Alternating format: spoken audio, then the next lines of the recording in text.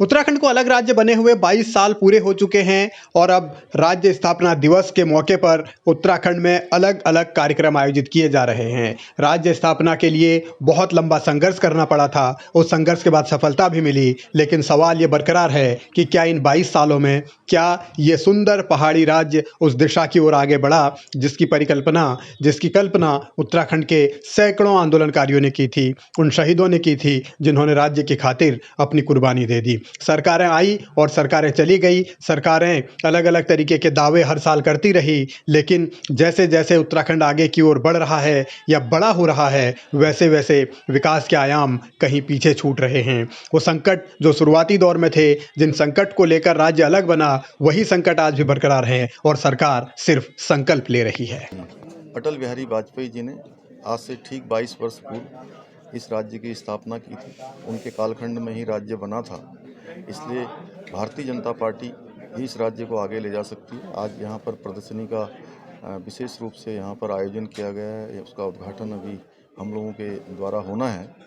तो उसमें राज्य स्थापना से लेकर अब तक तमाम प्रकार के जो घटनाक्रम हुए हैं, राज्य का जो आंदोलन हुआ है, राज्य की प्राप्ति का आंदोलन हुआ है, संघर्ष हुआ है, माताओं बहनों ने जो आंदोलन में अपना बहुत संघर्ष किया है, बड़ी पीड़ाएं झेली हैं, क्रूरतम पीड़ाएं, चाहे खटी माँ का गोलीकांड हो, मुजफ्फरनगर का गोलीकांड हो, मसूरी का गोलीकांड हो, पूरे उत्तराखंड के अंदर जो आंदोलन चले हैं, हम आज के इस दिन पर समस्त भारतीय जनता पार्टी के हमारे सभी कार्यकर्ता, हमारे सभी लोग, हम यह भी संकल्प लेते हैं कि उत्तराखंड राज्य जिन सपनों को लेकर जिस निर्माण के लिए आगे बढ़ा था, उन सपनों को पूरा करने के लिए हम लोग लगातार काम करेंगे, लगातार हम लोग इसके लिए प्रयास करेंगे। अटल ने राज्य बनाया, मोदी संवारेंगे वाला नारा बीजेपी अब भी चला रही है, जो कि लोकसभा चुनाव में और विधानसभा चुनाव के दरमियान चला था। अब आगे के लिए भी भारतीय जनता पार्टी उसी दिशा में बढ़ना चाहती है। सवाल ये है कि ये नारे के सहारे ही सब कुछ हो जाएगा या फिर धरातल पर कोई काम भी बीजेपी दिखाएगी। लगातार दूसरी बार बीजेपी सत्ता में आई है और उसके बाद भी अब तक संकल्प लेने का सिलसिला चल रहा है। जो संकल्प पहले लिए गए थे वो कहाँ गए, वो बताने वाला कोई नहीं। और जो भी विकास कार्य इस बीच हुए हैं, पुष्कर सिंह धामी जी के नेतृत्व में हमारे प्रदेश के मुख्यमंत्री और हमारे प्रधानमंत्री के नेतृत्व जो विकास कार्य हुए हैं, उन कार्यों की प्रदर्शनी यहाँ पर लगाई है। और अभी सभी मंडलों के अंदर हमारे कार्यक्रम होंगे।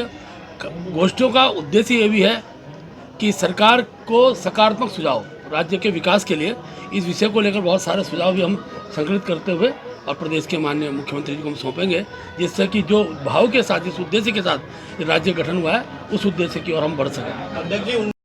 प्रदर्शनी के जरिए सरकार और संगठन अपने काम दिखाने का दावा कर रहे हैं, लेकिन धरातल पर क्या हुआ, जमीन पर क्या हुआ है, ये तो धामी ने बीते दिनों खुद ही बताया था। जब वो खटीमा से हल्द्वानी तक सड़क के जरिए गए तो उन्हें पता चला कि कितने गड्ढे हैं। फिर अधिकारियों को फटकार भी लगाई, निर्देश भी दिए, लेकिन असल मायनों में उत्तराखंड में पलायन रोकने के लिए जो उपाय होने चाहिए थे वो हुए या नहीं हुए। पलायन आयोग बनाने और उसका नाम बदलने तक दो सरकारें भारतीय जनता पार्टी की काम तो कर रही हैं, लेकिन अभी तक उस दिशा में संभवतः वो सफलता नहीं मिली जिसकी उम्मीद उत्तराखंड को है। अब आने वाले वक्त में भी सरकार संकल्प ले रही है, बड़े बड़े दावे कर रही है। 2025 तक उत्तराखंड को नंबर 1 बनाने का सपना धामी भी दिखा रहे हैं, लेकिन ये कैसे साकार होगा, ये इसका विजन न धामी दिखा पा रहे हैं, न उनका संगठन बता पा रहा है।